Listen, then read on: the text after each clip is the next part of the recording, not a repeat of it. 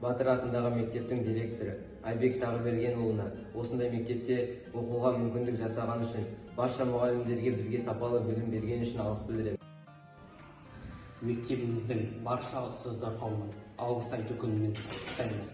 Осынау тамаша күнде алғыс айтып күлімдеп жүруді ұмытпаймыз. Сегодня светлый и радостный день. Всех с Днем Благодарения. Дорогие наши учителя, желаем вам семейного счастья и тепла, понимания и дружбы с классом. Любимые наши учителя, мы благодарны вам за все, за знания, за тепло, за любовь и даже за строгость. Благодарим, благодарим, благодарим.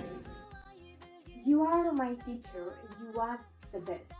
To me, you stand out among the rest, helping me each day to learn, with each day a page to turn.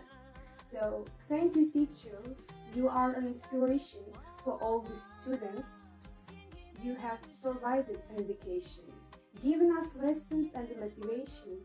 So now it's time for well-deserved vacation.